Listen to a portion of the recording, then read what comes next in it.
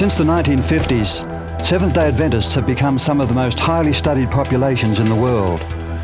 More than 140 scientific papers have been published, using tens of thousands of Seventh-day Adventists as subjects.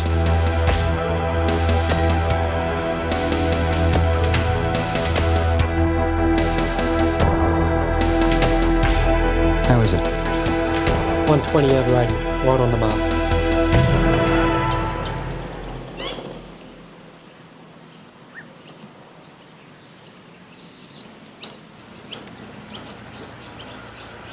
And the singular cause of all this attention, it's the discovery that the Seventh-day Adventist lifestyle leads to increases in life expectancy of 6 to 8 years and a dramatic reduction in premature death rates from all causes, including the two leading killers in Western society today, heart disease and cancer.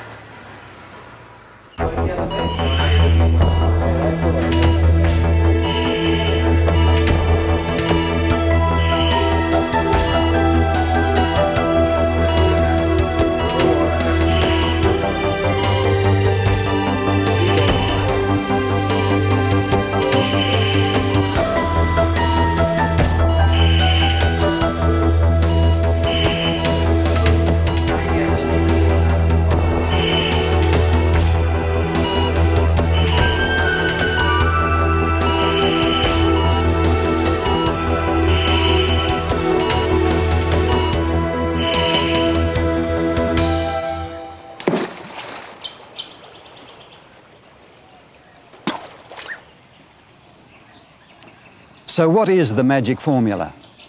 Modern science has clearly established that there is a lifestyle that promotes health and dramatically reduces the risk of disease. It includes a varied diet of fruits, whole grains, nuts and vegetables, and the avoidance of meat and high animal fat products.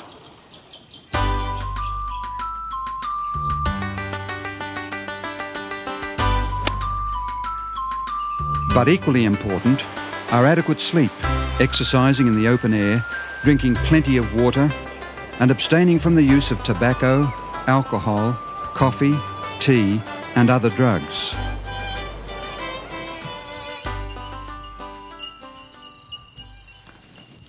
But how did such a comparatively small and relatively unknown group come to adopt such advanced principles over 120 years ago? After all, midway through the 19th century, no one even understood the cause of disease.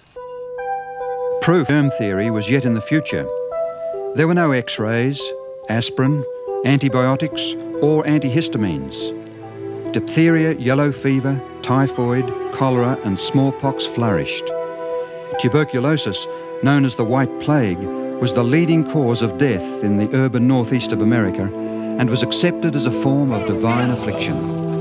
Malarial fever, called the ague, was considered a normal condition of westbound settlers.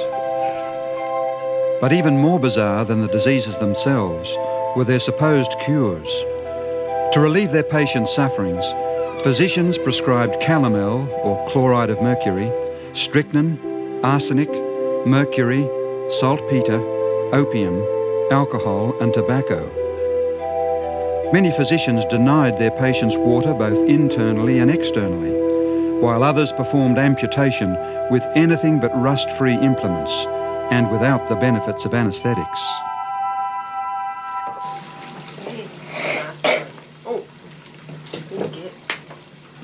Night air was considered dangerous. Windows and doors were kept closed for fear of catching cold. Blinds were drawn to avoid fading the furniture, while urban dwellers rarely exercised or bathed.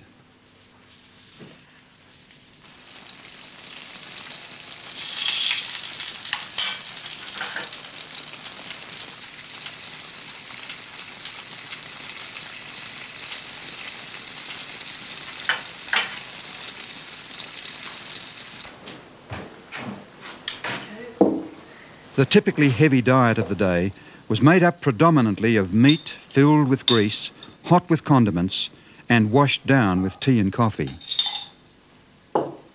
Most people ate large quantities of food at any hour of day or night.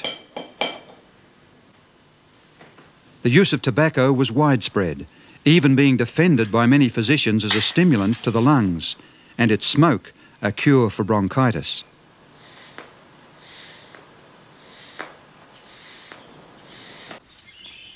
Almost no one saw any relation between diet and prevailing sickness. Pioneer Adventist missionary J.N. Andrews expressed the near universal belief that the diseases people suffered were, and I quote, "for the most part wholly beyond our control and ordered by God's hand." I say almost no one, for in the midst of this medical confusion, a few voices were calling for reform. Men like Sylvester Graham, who became the leader of the American health movement of the 1830s. He called for a return to nature and natural methods of healing, and recommended a simple diet, including vegetarianism and especially whole wheat products. Food was to be prepared as free from spices and stimulants as possible. He also condemned tobacco, tea and coffee, alcoholic beverages, and the drugs commonly used in the medicines of the day. Though his reform crusade floundered within 10 years, others soon took it up with renewed enthusiasm.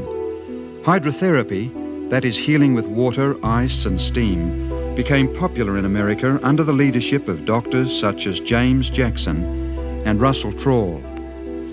Both headed water cure institutions and promoted health reform, and both had close relationships with the pioneers of the fledgling Adventist Church.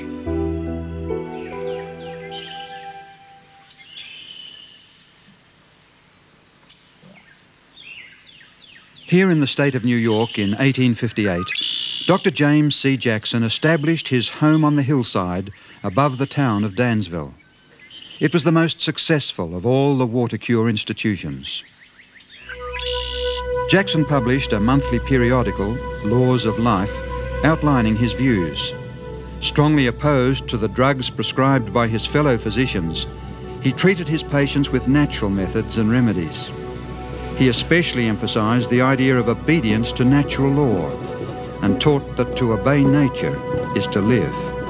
He believed that mistreatment of the body also affected man's moral capacities and therefore weakened the character. During the 1840s and 50s then, there were movements for reforms in health. Yet at the same time, there was also appalling general ignorance and carelessness regarding health and hygiene among most of the population in America. It was at such a time that God chose to alert the Sabbath-keeping Adventists of his concerns for everyone's health and happiness.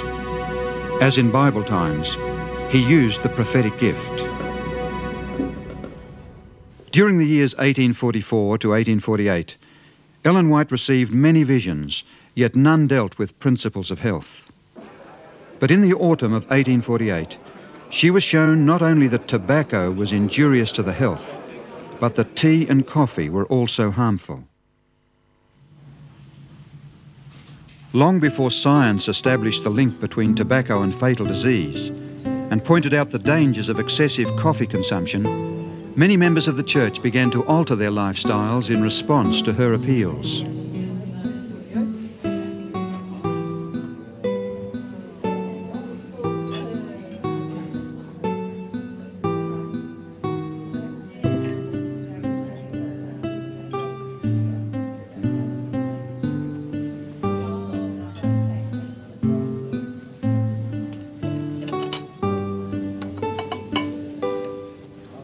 During the years following 1848, the pages of the church's paper enthusiastically reported about battles to give up tobacco, tea and coffee. In the late winter of 1854, Ellen White reported another vision that spoke against the rich and greasy foods so common at that time. She also urged people to take special care of their God-given health by observing strict cleanliness of person and surroundings. The town of Otsego is situated about half an hour's drive by car west of Battle Creek. Early in June 1863, James and Ellen White and a number of friends travelled to Otsego and came to this home, which belonged then to Aaron Hilliard. During the Friday evening family worship, Ellen White began to pray for her husband, who was then in poor health and depressed about conditions in the church at Battle Creek. While praying, she was given a vision which was to make a most significant impact upon the Seventh-day Adventist Church and its message to the world. In her vision, Ellen White witnessed the role flesh foods have played in the decline of the human race from the time of Adam. Pig's flesh was denounced in particular, but all other kinds of meat were also blamed. The vision also spoke against the use of alcoholic drinks, spices, and rich desserts. Tobacco was described, and I quote, "a poison of the most deceitful and malignant kind." Remember, this was 100 years before the famous United States Surgeon General's report, Smoking and Health. You like milk? Yes. Got it all over your lip. Tea and coffee, she said, had effects similar to those of tobacco, but to a lesser degree. Eating too much even of good food and snacking between meals or just before bed were shown to be distinctly unhealthful. In the treatment of disease, she saw the terrible effects of the drugs of the day, arsenic, strychnine, calomel and others. She said that poisonous drugs could also cause birth defects, a fact tragically confirmed by later scientific studies.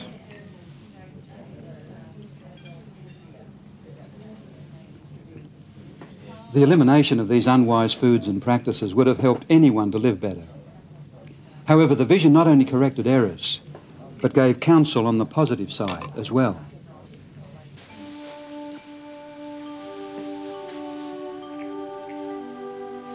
She stressed the importance of drinking lots of water, exercising regularly out of doors, bringing sunshine and fresh air into the home, and bathing daily. Today, this is all pretty much common sense, but it was a strange message to many in the 1860s. A review of denominational literature shows that in the 6 years prior to the vision, half of those whose deaths were recorded in church papers were under the age of 30. Clearly, lifestyle changes were needed, even within the church. As far as Ellen White herself was concerned, she later wrote, "I was astonished at the things shown me in vision. Many things came directly across my own ideas." Nevertheless, she was clear about the implications of the health message. Health reform is one branch of the great work which is to fit a people for the coming of the Lord. There are, of course, biblical statements which support such an understanding of the importance of physical and mental health. Jesus himself devoted more time to healing the sick than he did to preaching during his time on earth. The Apostle Paul explained to the church members in Corinth about the body being the temple of the Holy Spirit. He also taught the church in Thessalonica that a belief in the soon coming of Jesus called for the body, as well as the spirit and soul, to be preserved blameless unto the coming of Christ.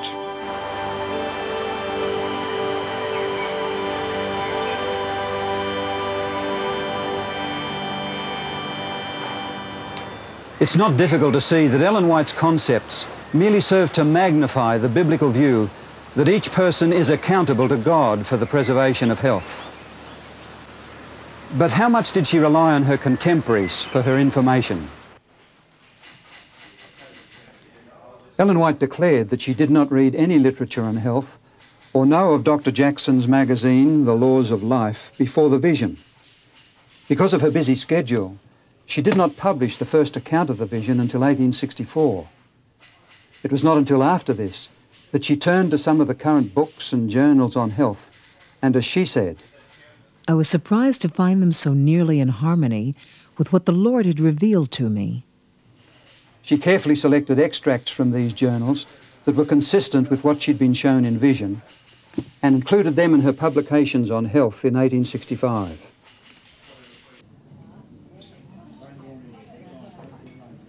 During the years following 1863, more visions were given to Ellen White on the subject of health. It is obvious that they prevented her from promoting the ideas zealously advocated by some writers, since proved to be false. Dr. Trawl, for example, totally banned salt and sugar on the grounds that salt was a mineral poison. and sugar was no food at all. Ellen White used a little of both, but warned of their bad effects if used too freely. Concerning salt, she wrote in 1901, "From the light given me by God, salt is actually essential for the blood. The whys and wherefores of this I do not know, but I give you the instruction as it is given me."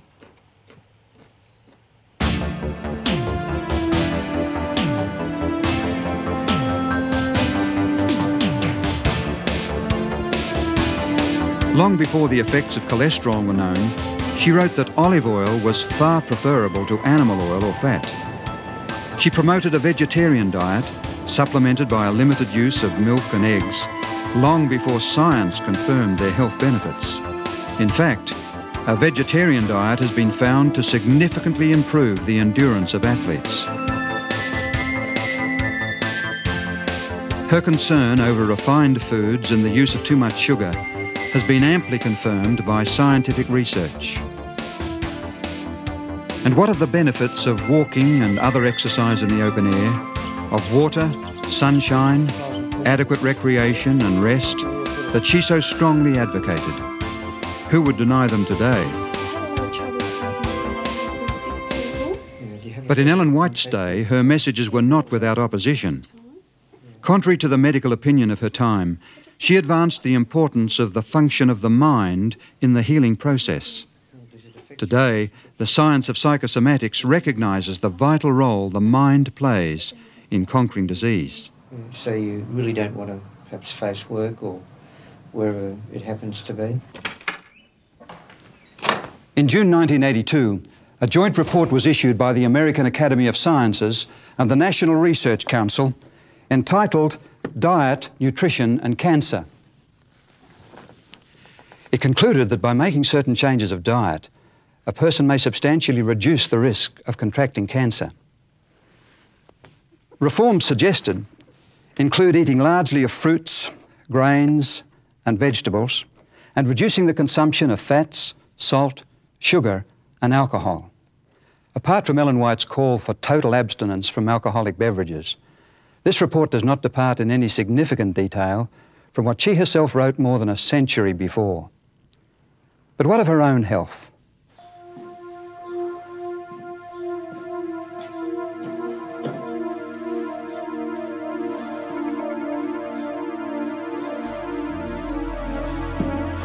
The vision of June 1863 came to Ellen when she was weak, feeble, and subject to frequent fainting spells and dizziness.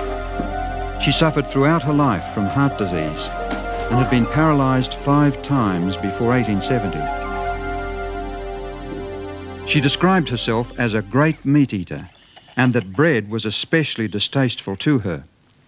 But she accepted the instruction given her and after 1863 radically changed her lifestyle and diet. As a result, her former faintness and dizziness left her permanently, and her health began to improve.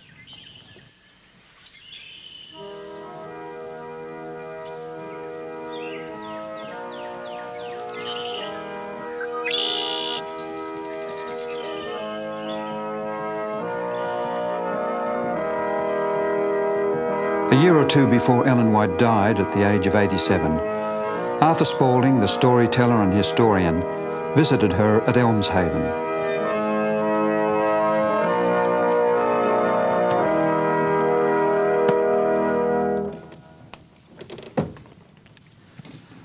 After family worship here in the parlour, she moved outside to the hall and with her brisk light step approached the stairway.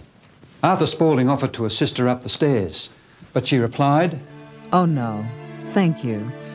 I am very able to climb the stairs by myself. Why, I am as spry as when I was a girl." As when I was a girl, I should say not. When I was a girl, I was ill and weak and in wretched health. But now the Lord has made me well and strong, and I am better, much better than when I was a girl. Toward the end of his career, Dr. Clive Mackay, Professor of Nutrition at Cornell University, New York, was introduced to Ellen White's writings on food and nutrition. He was deeply impressed and was particularly intrigued by the question of the sources of her information. He asked how a woman with virtually no education could set out health teachings so far in advance of her time. He rejected the idea that she copied from her contemporaries. After all, how did she know which ideas to borrow and which to reject among the bewildering array of 19th century theories and health teachings, most of which were quite irrational and have since been discarded? He believed that she would have had to be a most amazing woman with knowledge beyond her times to do this successfully. After extensively reading her writings on health, Dr. Mackay began to lecture various professional societies on Ellen White's concepts. I am impressed with the correctness of her teachings in the light of modern nutritional science, in spite of the fact that her works were written long before the advent of modern scientific nutrition. No better overall guide is available today. By 1865, the Adventist Church had reached a membership of some 4,000. Though it possessed little wealth, it had been reminded in the vision of 1863 that it had a sacred duty to alert others with regard to their health. But how was the church to accomplish this goal?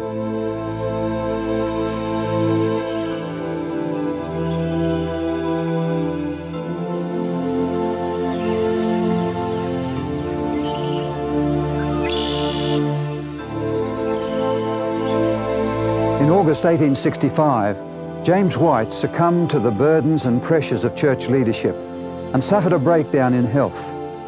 His wife brought him here to Dr. Jackson's home on the hillside in Dansville, where he was treated for about 3 months.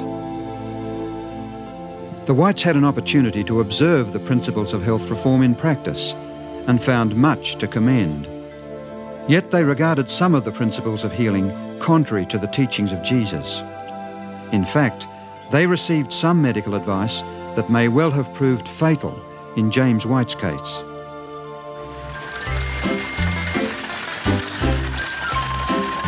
In December, Ellen decided to remove her husband from the Dansville institution, and they journeyed to Rochester in western New York State.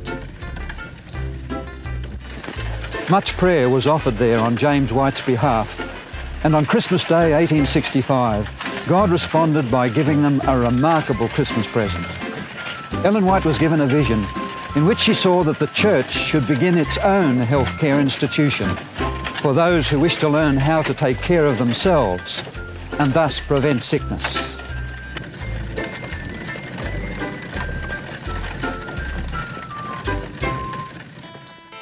In the following year, a remodeled old house was purchased in the west end of Battle Creek, Michigan, then a flourishing manufacturing town with a population of 5,000.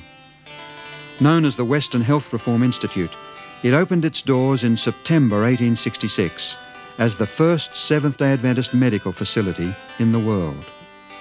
Circulars advertising the institution declared that no drugs whatever would be administered.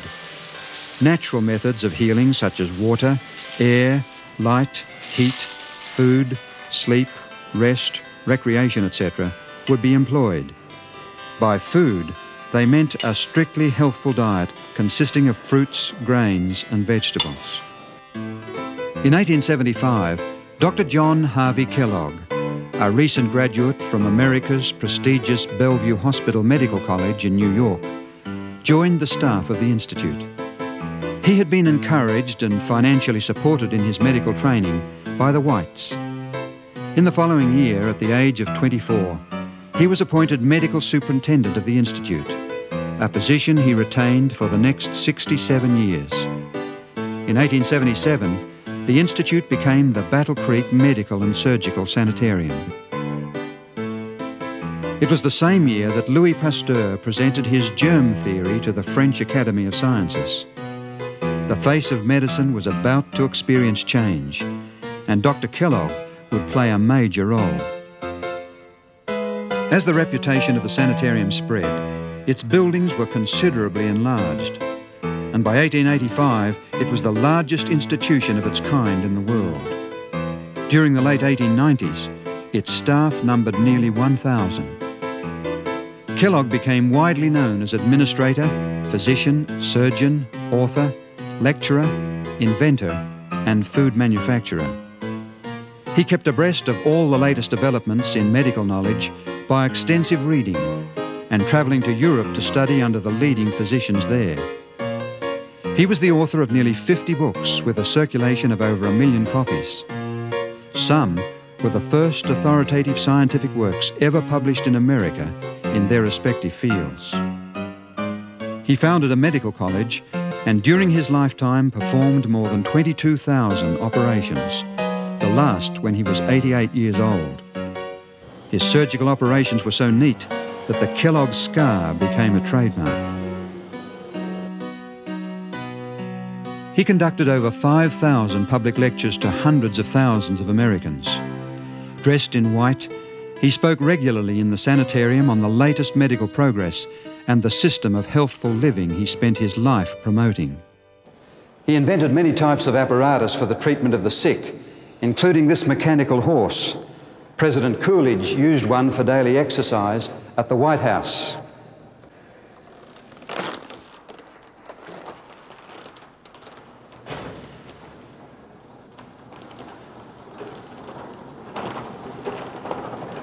Some of his inventions are still in use around the world today.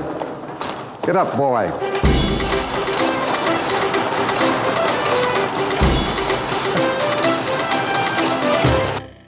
Kellogg also developed scores of health foods, including cornflakes, which changed the breakfast habits of millions.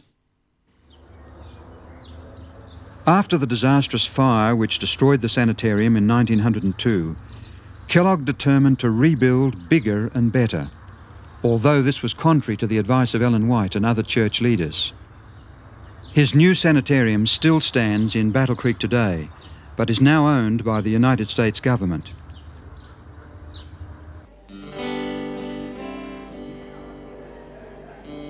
Its impressive portico and entrance welcomed many who came to Kellogg for treatment and to learn of his ways to health.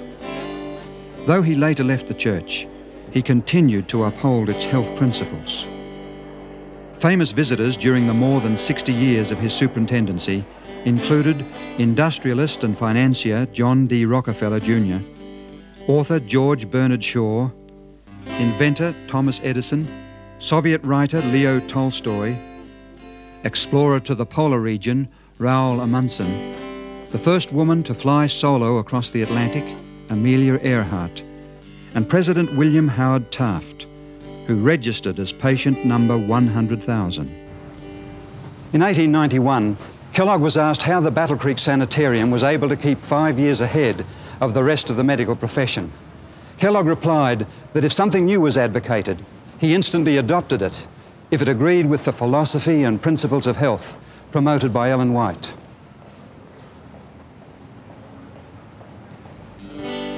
By 1901, it was reported that 27 Adventist sanitariums and 31 treatment rooms were then functioning, not only in the United States, but also in Switzerland, Denmark, England, Germany, South Africa, India, Mexico, Australia, New Zealand, and the Pacific Islands.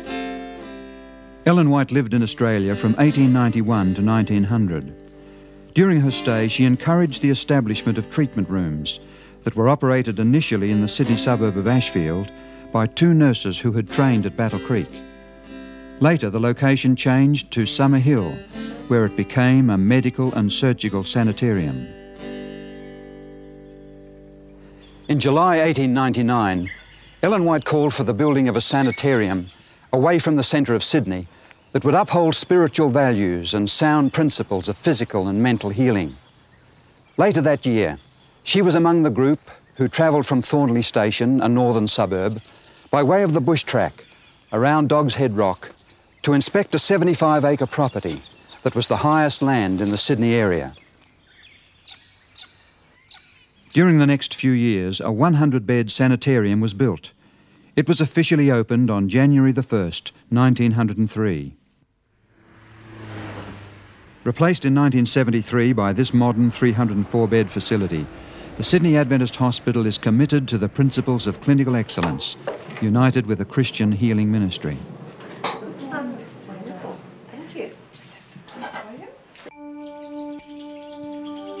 Writing from her home in California in 1905, Ellen White urged establishing more sanitariums in Australia, particularly near Melbourne.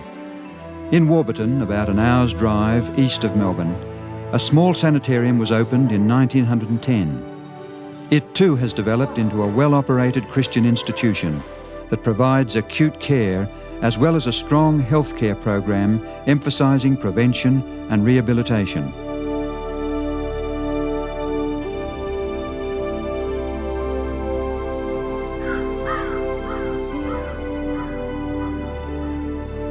It was in Southern California, however, that Ellen White was to most noticeably influence the church's developing Christian healing ministry. She lived here in her home, Elms Haven, in Northern California, for the last 15 years of her life. During that time, she was given many night visions concerning the work of the church.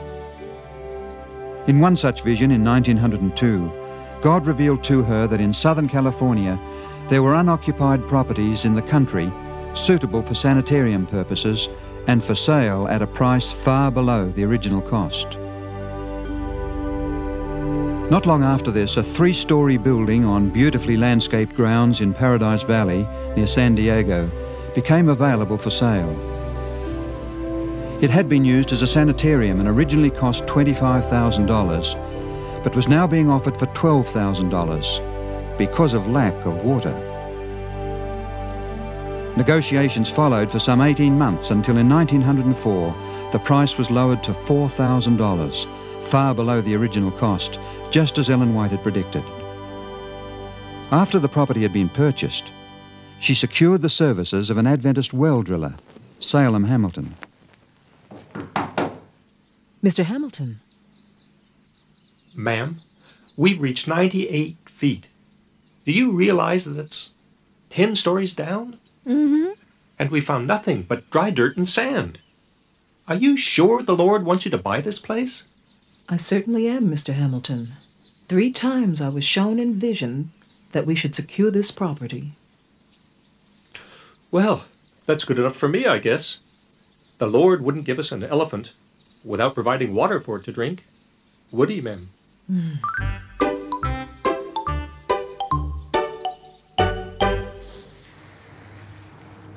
Salem Hamilton returned to his drilling and within an hour heard the sound of an underground river. Soon water began to seep through and that night rose 18 feet or nearly 6 metres in the well. The sanitarium's water supply was assured. Still owned and operated by the Seventh-day Adventist Church, Paradise Valley Hospital continues to offer its ministry of healing to the surrounding community.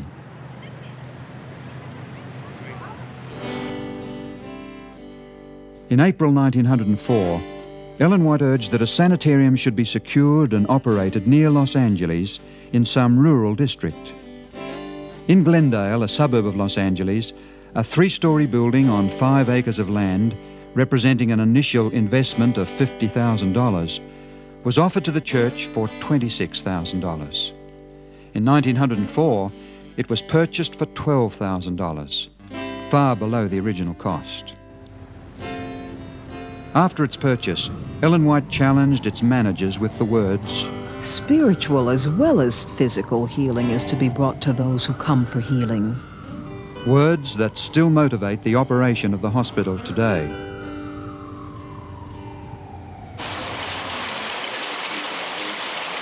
But there was to be a 3rd sanitarium in Southern California. As early as October 1901, Ellen White had seen in vision that near Los Angeles there was an occupied building and fruit trees on the sanitarium grounds. This vision was so real to her that she seemed to be walking about the grounds, talking with the patients, and living there herself. Neither Paradise Valley nor Glendale fully met this description. In 1904, 76 acres of property for sale were discovered near Redlands. It was called Loma Linda, the Hill Beautiful, and included large gardens and orchards, beautifully landscaped lawns, scores of shade trees, carriage drives, and cement walks. Among the buildings on the summit of Hill Beautiful was a 4-story, 64-room hotel lighted with electricity, heated with steam, and with an abundance of fresh water. It originally cost $150,000. The final purchase price was $38,900, far below the original cost. On June the 12th, 1905, Ellen White came to Loma Linda for the first time. As she was shown through the buildings and over the grounds, she repeatedly said that she recognized this as the very place she had seen in vision 4 years before. The securing of this sanitarium, thoroughly equipped and furnished, is one of the most wonderful providences that the Lord has opened before us. Loma Linda will become an important educational center. A school is to be established here for the training of gospel medical evangelists. It is to be of the highest order.